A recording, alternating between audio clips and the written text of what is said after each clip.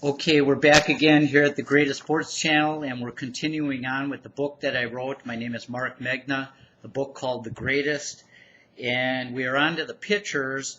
We're on to the, 22, 24, 25th best pitcher of all time, and I used the ERA relative to their league ERA in the specific years that they played to come up with the best pitchers of all time. Jim Palmer is the 25th best pitcher of all time, played 19 years. He had a 286 ERA at a time of 367 league average.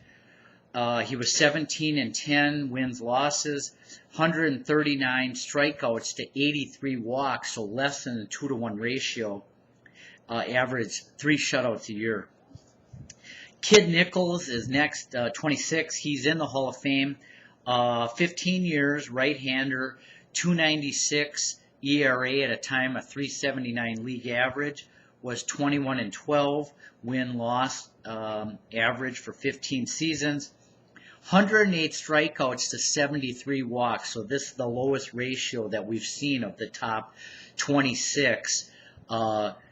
Barely over a one and a half, not even a 1.5 to 1 ratio. Tom Glavine is the 27th best pitcher of all time.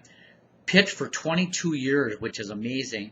Left-hander, 3.54 ERA, which sounds somewhat high, but at a time when the league ERA was 4.29, 15 and 10 win-loss average for 22 years long career. 130 strikeouts, average 75 walks. So again, only about a 1.5, little over ratio strikeout to walks. Only average 1 shutout a year. Hal Newhouser, 28, played 17 years, is in the Hall of Fame. Left-hander, had a 3.06 ERA. League average was 3.88, was 16 and 12 average. 142 strikeouts to 99 walks, 3 shutouts a year. Juan Marichal is at 30, or 29, right-hander, 2.89 ERA at a time when it was down in the 60s. 3.59 was the league average of ERA. He was 18 and 10 win-loss, 169 strikeouts to 52 walks only, so 3-to-1 ratio. Bob Gibson's at 30, played 17 seasons, 292 ERA, again in the 60s, primarily 361 was the league ERA, and the 70s were low also. 17 and 12 was his record average, 210 strikeouts, 90 walks, so over a 2-to-1, with 4 shutouts average per year. Bob Feller's at 31, 3.26 ERA. At a time of 4.03 was the ERA back in that time. There were certain periods when the ERAs were high and the stats were high.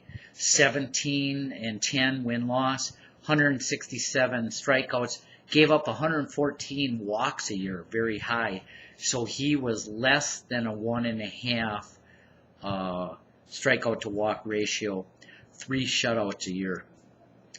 Gaylord Perry is at 32, 22 seasons, long career, 3.11 ERA at a time of 3.64 league average, 15 and 12 win-loss, 164 strikeouts, 64 walks, 2 shutouts a year.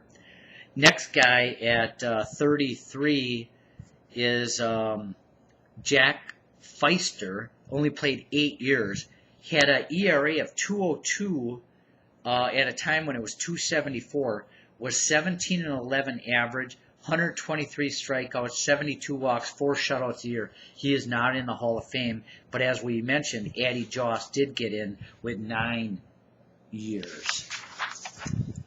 Eddie Plank at, looks like about 34th best player, pitcher of all time, 17 seasons, 2.35 ERA, 2.89 league average, 19 and 11 win-loss, 133 strikeouts, 63 walks, 4 shutouts a year.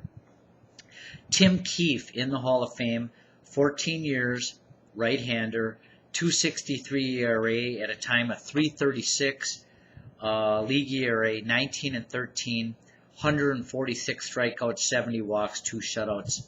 Steve Carlton's at 33, 24 long seasons, lefty, 3.22 at a time of 3.69 league ERA, again the 60s and 70s.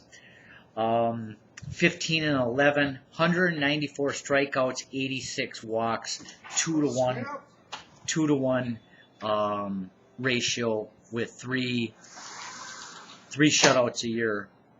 Andy Messersmith, 34th best pitcher of all time, only pitched 12 seasons, not in the Hall of Fame, 2.86 ERA with a league average of 3.62, 14-11 was his average wins losses, 173 strikeouts and 83 walks, so it was a 2-to-1 ratio with 3 shutouts a year.